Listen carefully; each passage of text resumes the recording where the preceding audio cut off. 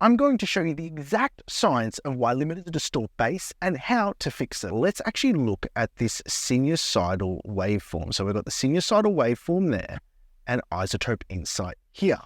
So here we have a single oscillating frequency of 50 Hertz. Now, if this waveform were to change shape, harmonics would be introduced. So let's change the shape to a sawtooth. There we see more harmonics. If the release time moves faster than the oscillation of the lowest fundamental frequencies, it starts to make the waveform asymmetrical. So let's actually do that. What happened there? It's asymmetrical and there are harmonics. That's the release time. So a 50 Hertz sine wave oscillates every 20 milliseconds. Let's make this release 20 milliseconds.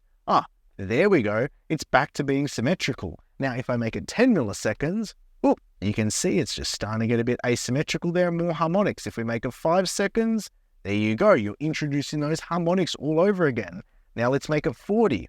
Nope, perfectly symmetrical, very little. Okay, that's negative 70 decibels, negative 80 decibels amount of harmonics being introduced there. So basically what this tells us is if this release time moves faster than the oscillation of the subs that are present in the signal, it's going to introduce harmonics. Now, the louder those sub-frequencies, the faster the release, and the more harmonic distortion there is. That's the fundamental of it. So now let's take that information and apply it practically. Here I've got Así Como Tú by Uday. This is a banging tune. I don't care what people say, whether they like this style or not. This I vibe with. Listen to the subline, and then we're going to do some limiting on it and avoid distortion.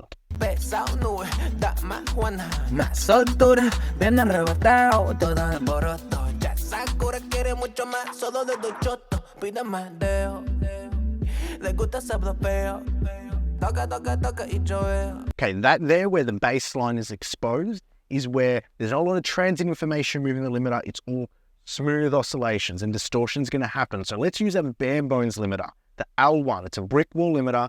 I hate the 21st, that anniversary. Let's put everything to default, but in modern mode. Okay, we're going to limit the shit out of this. Negative 20, put the output ceiling to negative 6 so we don't blow our ears off, and make the release super fast. Now we're going to hear some distortions come in. All right, take a listen to this now.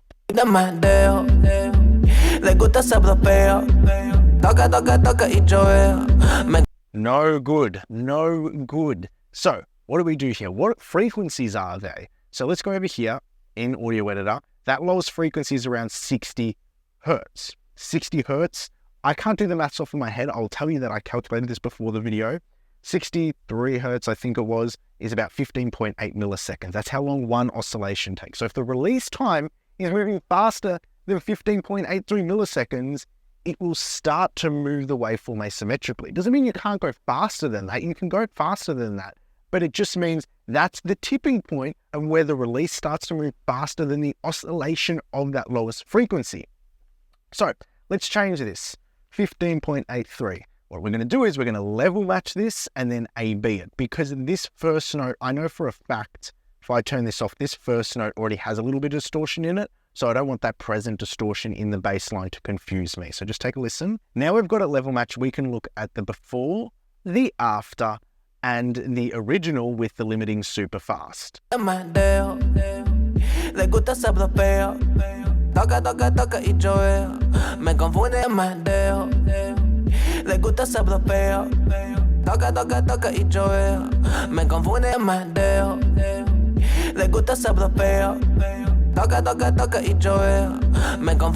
So you've got this issue here where that release time is too fast. Now there's nothing to say that 5 milliseconds, 1 millisecond, 10 milliseconds will introduce distortions that are audible. We just wanted to know the tipping point. So what we can do is we can put this on loop.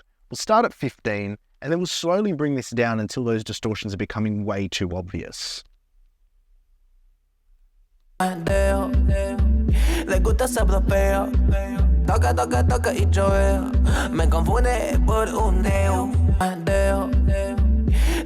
Around 10 milliseconds, once I started going to 2-3 milliseconds, you could hear them come in. Well, I could hear them come in like that, so I'm just going to avoid that. But that is a basic setup. To get more advanced, I'm going to use two tools here. I'm going to have the 432 EQ in the background, and then the isotope maximizer.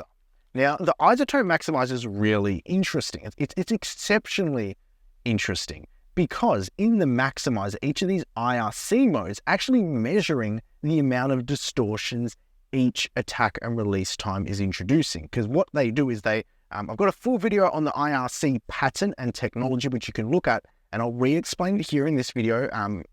Basically, the IRC module works by having a series or an array of different attack and release times processing the signal. And then it takes the delta of those signals to then score the amount of harmonics against a psychoacoustic model, which basically gives each attack and release time a score to say, well, this one has more distortion, it's more perceivable, this one has less. And then basically each of these modes have different thresholds of what it considers acceptable for the amount of distortions based on the weighting of the psychoacoustic model. And then it says, well, we want more distortions in the crisp mode because we want it to be a little bit more brittle at the top, or we want less distortions on the classic mode, so we're going to pick ones that introduce less distortions because we want it to be smoother, or as it goes. And we're going to use this in a very interesting way. That's really good knowledge to have and very powerful because people get confused between the character knob and the modes and whatnot. So what we're going to do is we're going to set this at 2. That's just the default. All right, that's where we're going to start. We're actually going to have a lot of limiting going on here. So we're going to put this to, I think it was 14 or something. Perfect. That's good. And with that, what we're going to do is we are going to listen to the delta mode and then go through these various modes to listen to the timbre. The timbre is super important. Then we're going to tweak it even further. So let's go here. Let's listen to the timbre in delta and go which one is, and my aim when it's music like this is which delta signal is taking away the least low end. I like my low end to extend nice and big and low and not be affected or distorted. So let's go through that and have a listen.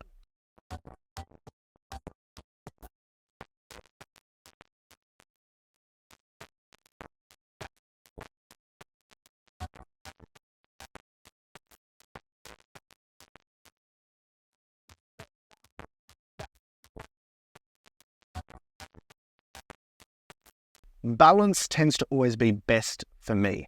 Okay, that's just in general what works best for me. Now what I like to do is, as I'm feeding the delta signal, is control the amount of low end that's getting pulled down by using a low shelf here. So what we're going to do is we're going to feed this delta signal a bit more low end so we can have a bigger bass in this up until the point it stops distorting. This is literally how, no, not it stops distorting, up until the point we start to hear the distortion in the low end, then we back off that low end.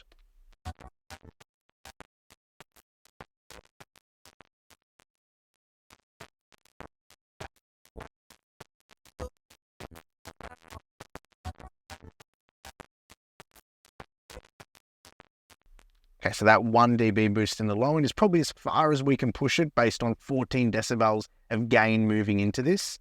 Now if we turn, now the next thing is to focus on the character, because the faster it is, it's going to permit more distortions. The slower it is, the more slower the, it's not going to permit more distortions, but faster means the array of attack and release times it's going to present are going to be quicker, and which typically means the distortion scores will be higher, and these will present an array of slower attack and release times. So what we're going to do is we're going to start at 2, and then we're going to fiddle around with that character mod.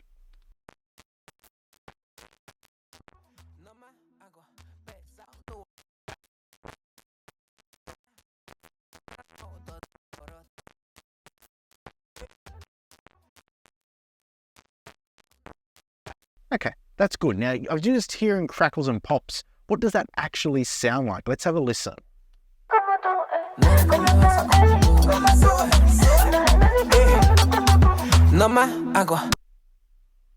That's all good. That's just the setup.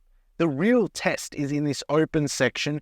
Does it distort the low end? Does it distort those sub bass notes? Because that's the limiter and setup I use, the 432 into the maximizer on a lot of masters. So let's actually level match this, and then we'll see if the proof is in the pudding.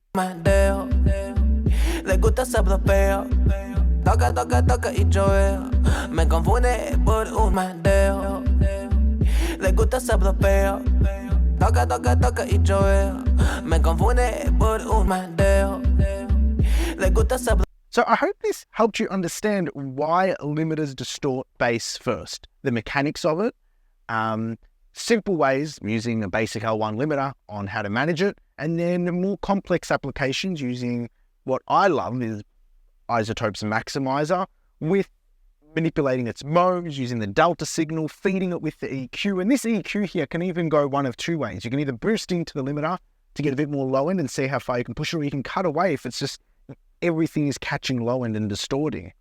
So there you have it. Until next time,